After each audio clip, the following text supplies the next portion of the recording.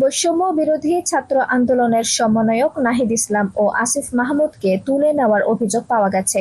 রাজধানীর গণস্বাস্থ্য নগর হাসপাতাল থেকে শুক্রবার বিকালে সাদা পোশাকের কিছু ব্যক্তি তাদের তুলে নিয়ে যায় বলে একাধিক প্রত্যক্ষদর্শী মানবজমিনকে নিশ্চিত করেছেন। হাসপাতালের একাধিক চিকিৎসক ও নার্স জানিয়েছেন, বিকাল 4টার কিছু পরে তাদের তুলে নেওয়া হয়। গত কয়েকদিন ধরে গণস্বাস্থ্য নগর হাসপাতালে চিকিৎসাধীন অবস্থায় ছিলেন তারা। ছিলেন নজরদারিতে। বৃহস্পতিবার সন্ধ্যা থেকেই তাদের সঙ্গে কাউকে দেখা করতে দেওয়া হয়নি।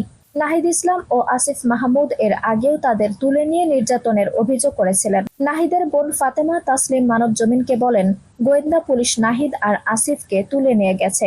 তখন তারা দুজনই অসুস্থ ছিল। তুলে নেওয়ার সময় তারা দুজনই থরথর করে কাঁপছিল। তাদেরকে প্যান্ট পরতেও দেওয়া হয়নি।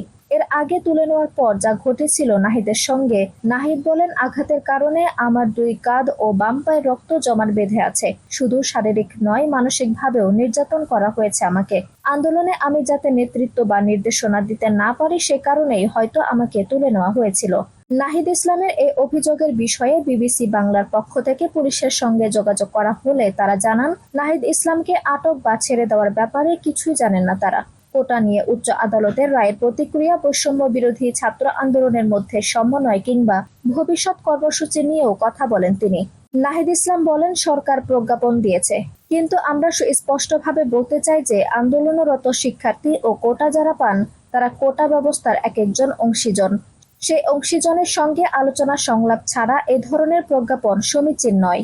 আমরা চেয়েছিলাম সংলাপের মাধ্যমে সব পক্ষের সম্মতির ভিত্তিতে একটি প্রজ্ঞাপন হবে, যাতে নতুন করে আর কখনো সমস্যা তৈরি না হয়।